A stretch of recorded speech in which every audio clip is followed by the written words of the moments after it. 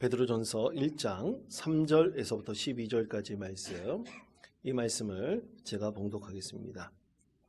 우리 주 예수 그리스도의 아버지 하나님을 찬송하리로다. 그의 많으신 긍휼대로 예수 그리스도를 죽은 자 가운데서 부활하게 하심으로 말미암아 우리를 거듭나게 하사 산 소망이 있게 하시며 썩지 않고 더럽지 않고 쇠하지 아니하는 유업을 있게 하시나니 곧 너희를 위하여 하늘에 간직하신 것이라. 너희는 말세에 나타내기로 예비하신 구원을 얻기 위하여 믿음으로 말미암아 하나님의 능력으로 보호하심을 받았느니라. 그러므로 너희가 이제 여러 가지 시험으로 말미암아 잠깐 근심하게 되지 않을 수 없으나 오히려 크게 기뻐하는도다. 너희 믿음의 확실함은 불로 연단하여도 없어질 금보다 더 귀하여 예수 그리스도께서 나타나실 때에 칭찬과 영광과 존귀를 얻게 할 것이니라. 예수를 너희가 보지 못하였으나 사랑하는도다. 이제도 보지 못하나 믿고 말할 수 없는 영광스러운 즐거움으로 기뻐하니 믿음의 결국 곧 영혼의 구원을 받음이라. 이 구원에 대하여는 너희에게 임할 은혜를 예언하는 선지자들이 연구하고 부지런히 살펴서 자기 속에 계신 그리스도의 영이 그 받으실 고난과 후에 받으실 영광을 미리 증언하여 누구를 또는 어떠한 때를 지시하시는지 상고하니라. 이 섬긴 바가 자기를 위한 것이 아니요 너희를 위한 것임이 계시로 알게 되었으니 이것은 하늘로부터 보내신 성령을 힘입어 복음을 전하는 자들로 이제 너희에게 알린 것이요 천사들도 살펴보기를 원하는 것이니라. 아멘. 할렐루야. 예. 고르디우스의 매듭이라는 말이 있습니다. 이 전설에 의하면 이 프리기아 왕국이라는 그 왕국에 왕이 없었어요. 근데 한 예언에 의해서 이 프리기아 왕국의 프로테소스라는 곳에 우마차를 타고 오는 사람이 있으면 그 사람이 분명히 왕이 될 것이다. 한 예언이 있었습니다. 그런데 한 농부였던 고르디우스와 그의 아들 미다스, 우리가 잘 아는 말로는 마이다스라고 합니다. 마이다스의 손이란 말이 있죠. 그래서 이 고르디우스와 그의 아들 마이다스가 우마차를 타고 테르미소스에 들어가게 됐어요. 아무 생각 없이 그렇게 들어가게 됐습니다. 그런데 사람들이 그 예언에 의해서 저 사람이 우리 프리기아 왕국의 왕이다. 그러면서 그를 추대하여 고르디우스가 왕이 되었습니다. 그래서 수도도 고르디온이라고 이름도 바꿨습니다. 나중에 고르디우스가 죽고 난 이후 그의 아들 마이다스가 왕위를 이어받았는데 그는 이 고르디온의 그 신전에 프리기아의 신전에 이 자기가 아버지하고 타고 온 우마차를 바쳤어요. 그래서 신전의 신관들이 이 우마차를 신전에 묶어두었는데 아주 복잡하고 그리고 아주 난해하게 이 매듭을 지어가지고 이 우마차를 묶어두었습니다. 그래서 나중에 또 한 전설이 생겨났어요. 한 예언이 있었습니다. 이 매듭을 푸는 사람이 아시아를 정복하게 될 것이다. 그래서 이 매듭을 이름하여 고르디우스의 매듭이라 이름이 알려지게 되었습니다. 기원전 334년 프리기아 왕국에 알렉산더 대왕의 군대가 들어가게 됐습니다. 그 땅을 차지하게 됐어요. 말 그대로 신전에 이 매듭이 묶여져 있었습니다. 그래서 알렉산더가 그 예언을 알았죠. 그래서 내가 이 매듭을 풀어버리라. 그래서 열심히 연구해서 풀려고 그러는데 매듭을 풀 수 있었을까요? 결코 풀 수 없었습니다. 그래서 알렉산더가 어떻게 했느냐? 이 매듭을 그냥 칼로 싹둑 잘라버렸다고 합니다. 그래서 또 전설이 생겨났어요. 알렉산더가 죽고 난 다음에 그 나라가 4개로 갈라졌지 않습니까? 대제국이 4개의 왕국으로 갈라졌는데 그 이유가 알렉산더가 이 고르디우스의 매듭을 풀지 못하고 그냥 싹둑 잘라버렸기 때문에 그렇게 신들의 벌을 받았다. 그런 전설의 얘기도 전해지고 있다고 합니다. 믿거나 말거나입니다. 여러분, 이 고르디우스의 매듭, 많은 사람들이 얘기할 때 절대 풀 수 없는 일을 감당할 때, 또 일에 대해서 말할 때 그렇게 말을 인용을 합니다. 고르디우스의 매듭이라고 인용을 합니다. 그런데 꼭 불가능한 것에 대해서, 우리가 풀 수 없는 것에 대해서만 고르디우스의 매듭이다 인용하지는 않습니다. 한 수학 교사가 자기가 가르치는 학생이 수학 문제를 풀지 못해서 너무나 끙끙 앓고 있어요. 한숨만 내쉬고 있습니다. 그래서 수학 선생님이 이 학생에게 이 문제가 너에게는 고르디우스의 매듭일 수 있지만 네가 노력하면 반드시 풀 수 있어. 그러면서 그 학생을 격려해 주었다고 합니다. 그럴 때 고르디우스의 매듭은 풀 수 없는 것이 아니에요. 반드시 풀 수 있습니다. 왜냐하면 매듭이라는 것은요, 여러분, 시작이 있기 때문입니다. 시작이 있어서 그 끝이 있기 때문에 반드시 그 매듭은 풀 수가 있습니다. 그런데 중요한 것은 왜 풀지 못할까요? 이유는 딱 하나예요. 나만이 풀 수 있다고 자기가 자신하기 때문입니다. 나만 하지 않으면 도저히 풀 수 없다고 생각하기 때문에 누구의 약간의 도움이라도 구하면, 아까 예를 들어서 수학 선생님이 이 아이에게 격려해 주면서 약간의 도움만 주면 이 아이는 분명히 그 문제를 풀 수 있습니다. 그리고 비슷한 문제가 나오면 그 비슷한 문제도 앞으로 풀 수 있는 능력이 생깁니다. 그것처럼 누군가의 도움을 구하면 결코 고르디우스의 매듭처럼 풀리지 않는 것이라 할지라도 반드시 풀 수가 있습니다. 자기 인생의 한계를 분명히 인정하고 그것을 받아들인다면 우리는 좋은 결과를 낳을 수가 있는 것이죠. 여러분, 사실 우리 인생에서 꼬인 매듭 같은 거 너무나 많습니다. 여러분, 매듭 없는 인생이 있습니까? 없습니다. 우리는 그 매듭을 만날 때마다 내가 할 수 있다고 생각합니다. 그러나 우리 한계를 분명히 인정하고 누군가의 도움을 구한다면 우리는 그 가운데서 풀 수 있고 해결할 수 있는 문제가 참 많습니다. 그래서 여러분, 우리는 꼬인 인생과 같은 것을 만날 때 우리에게 누구의 도우심을 구해야 됩니까? 우리 하나님 아버지에게 도움을 구해야 됩니다.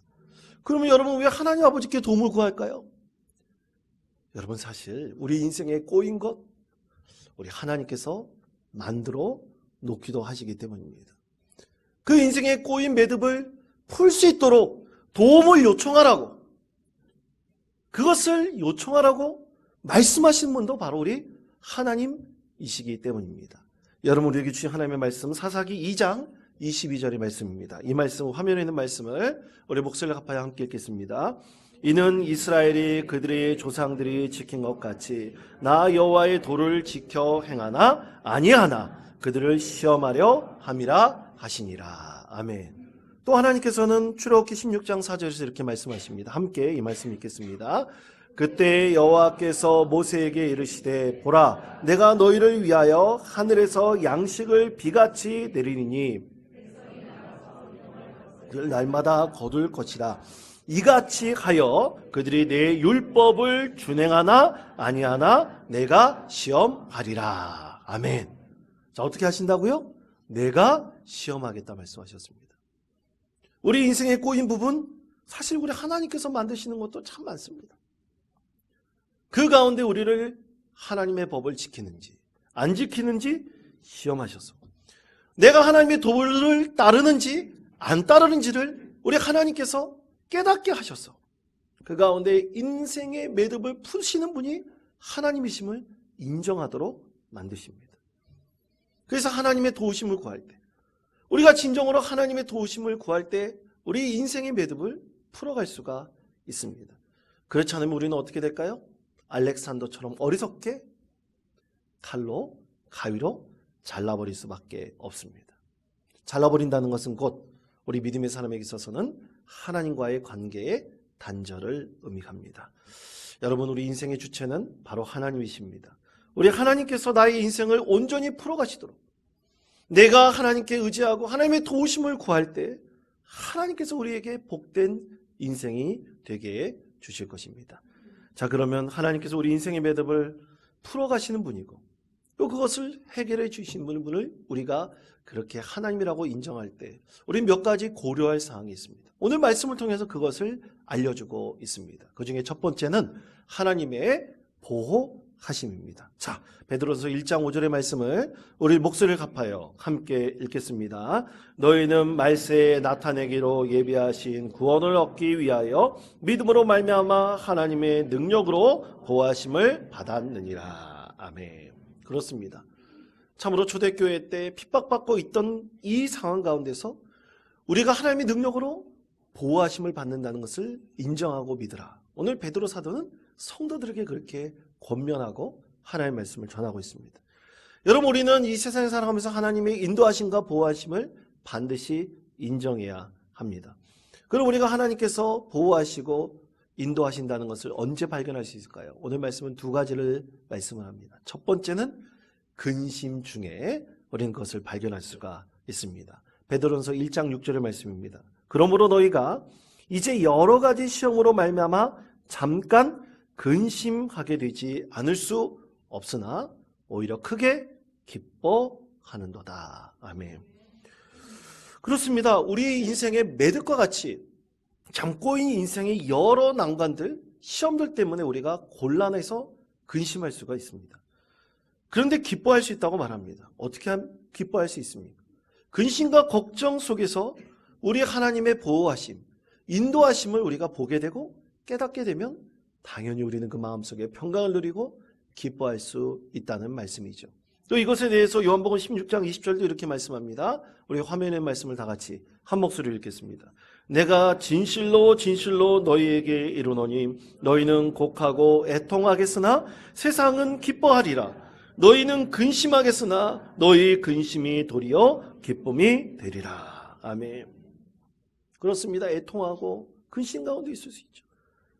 꼬인 매듭과 같이 덮을 수 없는 걱정과 근심이 날로 커질 수도 있습니다. 그런데 뭐라고 말씀하십니까?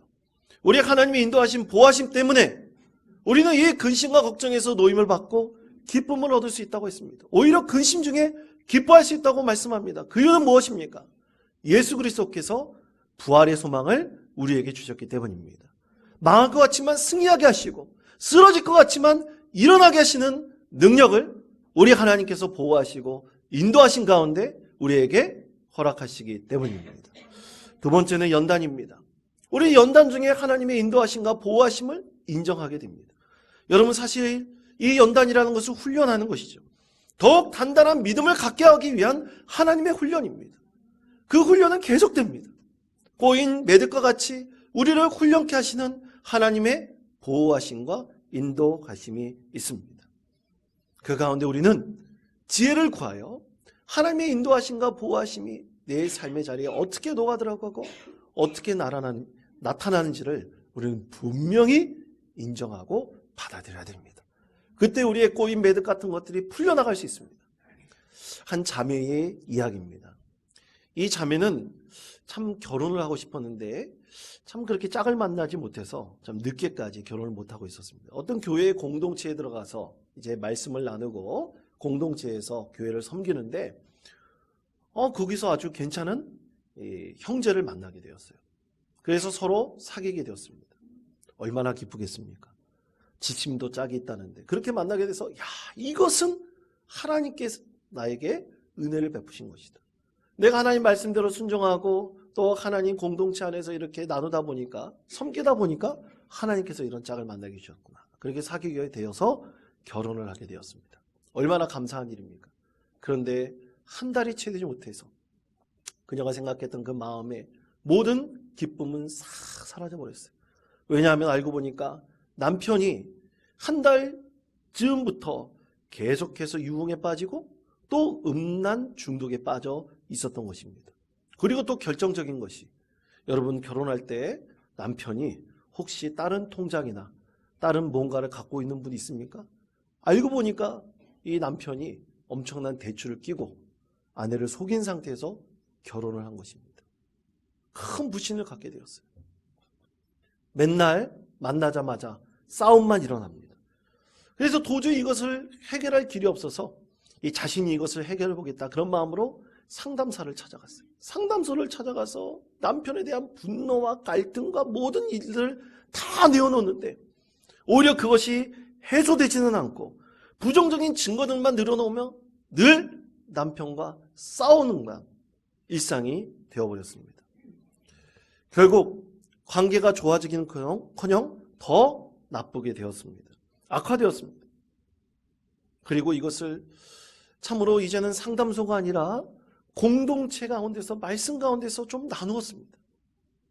그런데 말씀을 읽는데, 이 공동체 안에서 말씀을 묵상하고 나누는데 그 말씀 가운데 하나님께 기쁘게 드려지지 않을 것이다. 그리고 끊어지리라는 말씀이 있었어요.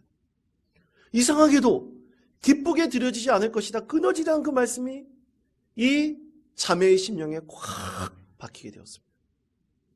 과연 내가 하나님께 기쁘게 드려지고 있는가? 혹시 이것으로 내가 하나님과의 관계가 끊어지는 것은 아닌가? 그러면서 하나님께서 새로운 마음을 주셨습니다. 그래서 이제 하나님께서 이 문제를 해결해 주실 것이라는 그 말씀 가운데 확신도 얻게 되었어요. 그래서 내가 하나님과의 관계를 먼저 온전히 회복해야 되겠다. 그리고 하나님 말씀에 순종해야 되겠다. 내가 먼저 하나님께 기쁨을 드리는 존재가 되어야 되겠다. 이런 마음을 가지고 그때부터 남편과의 관계를 다르게 하기 시작을 했습니다. 갈등과 대립이 있기보다는 오히려 말씀에 순종하면서 그 남편에게 순종했습니다.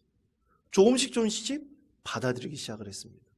그랬더니 참 이상하게도 그렇게 다투던 모든 것들이 다툼의 거리가 되지 않고 조금씩 회복이 되기 시작을 했습니다. 남편이 하는 행동이, 말이 마음에 들지 않을 때마다 늘 잔소리를 했습니다. 박아줄 것 같습니다. 그런데 그러지 않고 이제 그것을 자기가 기도 제목으로 삼고 자신이 하나님 앞에 잔소리꾼이 되지 않기를 늘 기도하며 자기 자신을 하나님께 내어놓았습니다. 응어러진 것들을 하나님께서 해결해 주시고 평안을 더해 주시니 그때부터 남편과의 관계가 회복되어서 남편도 다시 하나님 앞에서 무릎을 꿇고 회개하며 공동체 안에서 말씀을 나누는 참으로 소중한 믿음의 관계가 되었습니다. 그래서 그녀는 그때부터 결심했습니다. 이런 관계들, 내가 계속해서 회복되어진 관계들을 많은 사람들하고 나눠봤으면 좋겠다. 많은 이들과 함께 은혜를 나누면서 혹시 그 갈등의 위기를 겪고 있는 우리 이웃들을 좀 도와주는 믿음의 사람이 되어야 되겠다. 그런 소망도 생기게 되었다고 합니다. 사랑하는 성도 여러분, 참으로 놀라운 하나님의 은혜이죠. 그렇습니다. 이 자매가 깨닫게 된 것은 갈등의 주체가 이제 내가이기 때문에 내가 이것을 모든 걸 해결한다고 생각하지 않고 이제 하나님께서 이것을 해결해 주실 것이다. 하나님께서 이 가운데 나와 함께 하실 것이다. 그렇게 하나님의 인도하심과 보호하심을 인정을 하고 그렇게 하나님께 구할 때 하나님께서 해결할 방법을 허락해 주신 것입니다. 여러분, 믿음의 사람에게 있어서 진실로 필요한 것은 우리의 모든 것의 주관자 되시는 분이 하나님이시라는 것을 우리가 인정하고 받아들이는 것입니다. 그래서 하나님의 인도하심과 보호하심 늘 우리 가운데 있다는 것을 깨닫는 것입니다. 그때 인생에 있어서 참으로 꼬인 매듭과 같은 것들을 하나님께서 해결할 도움을 우리 가운데 허락해 주십니다. 두 번째로는 영혼 구원의 축복입니다. 자, 베드로전서 1장 9절의 말씀 우리 목소리를 합하여 함께 읽겠습니다. 믿음의 결국 곧 영혼의 구원을 받음이라. 아멘. 여러분, 우리 인생에 매듭진 것들이 풀려나갈 때 그 풀려나가는 그 목적은 무엇입니까? 영혼 구원입니다. 우리 인생에 어려움이 있을 때 그것이 해결되는 이유가 무엇입니까? 그것을 통해서 하나님께서는 우리의 영혼이 구원받기를 원하십니다. 그것이 우리 하나님께서 꼬인 매듭을 풀어가게 하시는 그 이유와 목적입니다. 여러분, 세상에 얼마나 못된 사람들 많습니까? 여러분, 우리 성도는 참 좋은 사람들이죠? 아멘 하시기 바랍니다. 여러분, 못된 사람이 좋은 사람으로 바뀌는 것이 바로 교회입니다. 믿음의 공동체 안에서 그렇게 됩니다. 그런데 여러분, 그렇게 못된 짓을 하는 사람들, 이 세상 가운데서 못된 짓을 하는 사람들의 목적이 무엇입니까? 그건 자기 만족과 자기 탐심 때문에 그렇습니다. 하나님을 위해서 그런 욕심을 부리나요? 그렇지 않습니다. 다 자기 만족과 탐심을 위해서이죠. 그런데 결코 세상에서 이렇게 자기 만족과 탐심을 위해서 모든 못된 짓을 하는 사람들과 우리 그리스도인들은 차원이 다릅니다. 우리 그리스도인들 행위의 모든 목적은 무엇입니까? 우리 모든 인생의 영혼 구원을 위해서입니다. 그렇기 때문에 우리 하나님께서 우리를 늘 보호하시고 인도하심을 깨닫게 되고 우리는 그렇게 인정하게 되는 것입니다. 얼마 전에 나왔던 이 뉴스인데요. 무인 점포에서 일어난 일들입니다. 여러분, 우리 원통도 무인 점포가 점점 늘어나고 있죠. 근데 무인 점포가 참 인건비도 아끼고 운영하는 데서 간편해서 참 좋은 면도 많이 있는데, 문제는 이 도난 사고가, 이 절도가 굉장히 많이 일어난다는 데 참 문제가 있습니다. 한 무인 점포 주인이 CCTV를 보니까 어떤 아이가 무인 점포에 들어와서 아이들이 좋아하는 캐릭터 카드를 이 무인 점포에서 파나 봅니다. 근데 이 캐릭터 카드 60장을 아이가 이제 가져가는데, 그 계산대 키오스크에서 맨 위 상단의 단추를 계속 누르는 거예요. 그 단추가 취소 단추였어요. 그러니까 CCTV에 보니까 이 아이는 이 60장의 카드를 가져가기 위해서 취소 버튼을 60번을 누른 거예요. 그러면서 CCTV 상에서는 어떻게 보인 겁니까? 계산하는 것처럼 속인 거죠. 가격이 한 5만 원 정도 되는 거예요. 그런데 이 주인은 경찰에 신고할 수 없었어요. 왜냐하면 이 아이가 초등학생, 너무나 어린 아이였기 때문입니다. 그런데 그 사건이 있고 난 다음 날 이 주인이 보니까 똑같이 어떤 한 아이도 전날과 다른 한 아이가 이 캐릭터 카드를 사려고 들어왔어요. 그런데 그 한 상자에 30개가 들어있다고 합니다. 그런데 이 카드는 낱개로 살 수밖에 없어요. 왜냐하면 이 박스에는 바코드가 붙여져 있지 않기 때문에 30개를 사려면 이 낱개별로 사야 됩니다. 그런데 이 아이는 이 낱개 하나를 들더니만 이 계산대가 이 키오스크에 찍었어요. 그리고 30번 이 승인 버튼을 눌렀습니다. 그리고 낱개인 그 카드를 다시 놓아놓고 한 박스를 가져갔어요. 그것을 보면서 주인이 참 감동을 받았습니다. 전날에 한 아이는 60개를 훔쳐가려고 그렇게 수를 써서 훔쳐갔는데, 이 아이는 그 낱개 30개를 직접 30번 승인 버튼을 누르면서 그 계산한 것을 보고 그렇게 속으로 생각했습니다. 이 어린아이는 앞으로 무슨 일을 하든지 어떤 일을 하더라도 참 잘하는 아이로 자라나겠구나. 그런 마음이 들어가지고 전날과 다르게 큰 감동을 받아서 이 아이가 혹시 온다면 나중에 조그만 선물을 또 하겠다. 그러면서 이제 한 언론에 인터뷰를 마쳤습니다. 여러분, 앞으로 두 아이가 어떻게 자랄지 우리는 모릅니다. 오히려 전자의 아이가 세상적으로는 더 폼나게 또 세상적으로 성공적인 신화를 그려가면서 살지는 모릅니다. 그러나 우리 그리스도인들은 다르지 않습니까? 우리 그리스도는 세상적으로 폼나고 성공적인 신화를 그려가는 것이 우리 인생의 목적이 아닙니다.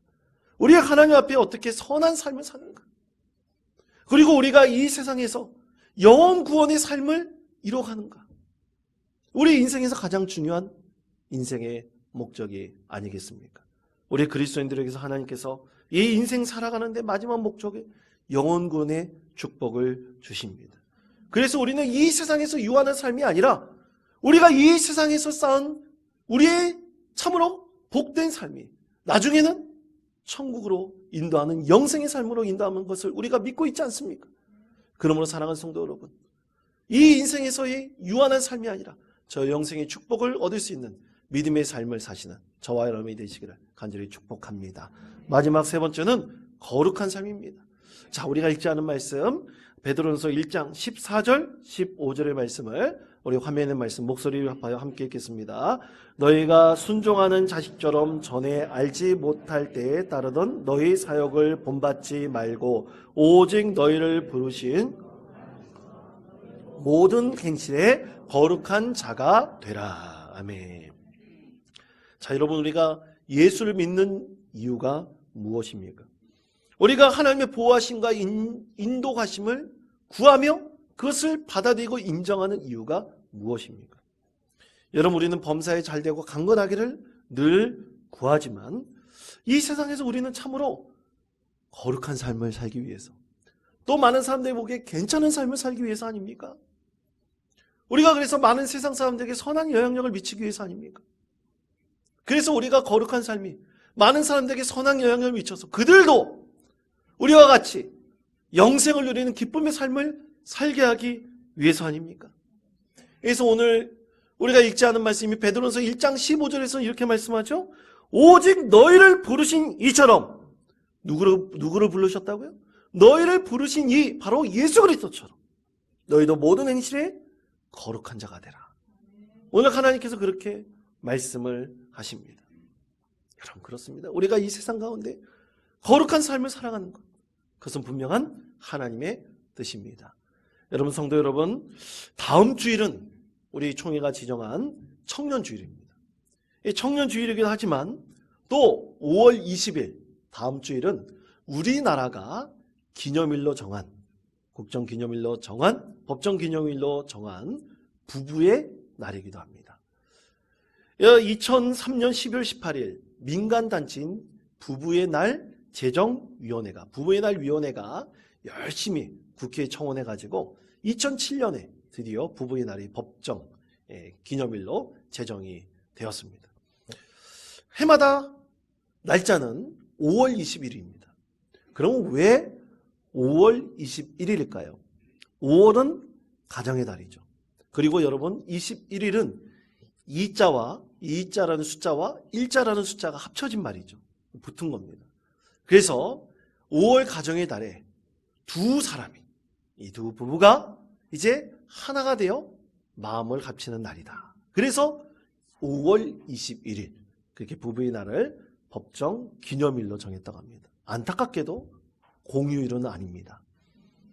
그런데 여러분 이 날은 1995년 5월 21일 경남 창원시에서 목회하는 권재도 목사 부부에 의해서 부부의 날이 시작되었다고 합니다. 기독교 사회운동으로 부부의 날이 제정이 된 것입니다. 우리 그리스도인들이 이 세상 가운데서 참된 믿음의 가정을 이루고 그리고 믿음의 가정이 서로 부부가 사랑하며 하나님의 은혜를 나누며 살려고 하는 이유가 무엇입니까? 바로 가정에서부터 청소년 문제도 해결될 수 있고 이 인구, 이 저출산의 문제도 해결될 수 있으며 고령사회의 문제들도 우리가 이 기독교 사회의 운동을 통해서 해결할 수 있다는 것, 우리가 그것을 알려주기 위해서 아닙니까? 그래서 우리 그리스도인들이 참으로 이 부부의 날을 제정할 때도 참 사회적인 기독교 운동을 통해서 제정하면서 우리가 거룩한 삶을 살려고 하는 이유가 이 세상을 복되게 하고 참 많은 사람들에게 선한 영향력을 미치게 하기 위해서입니다. 여러분 거룩한 삶은 하나님께서 우리에게 주신 은혜의 삶이고 또 하나님이 주신 축복의 삶입니다. 우리 원통교회 성도 여러분, 우리가 거룩하게 살 때 그것은 우리만을 위한 것이 아닙니다. 우리 이웃들과 우리 원통지역에 살고 있는 많은 사람들을 위해서입니다.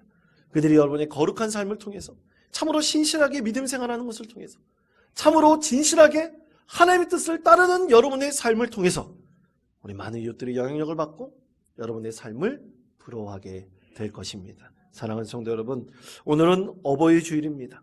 그리고 다음 주엔 청년주일, 또 부부의 날입니다. 5월 달에 참 좋은 날들이 많습니다. 그러나 한 날로, 기념일로 끝낼 것이 아니라 이것을 우리의 삶의 거룩한 삶의 조건으로 기초로 삼으며 늘 하나님께 영광을 올려드리는 은혜의 성도 되시기를 축복합니다. 그래서 많은 이들에게 진실로 거룩한 영향력을 미칠 수 있는 우리 참으로 복된 믿음의 성도 되시기를 축복합니다.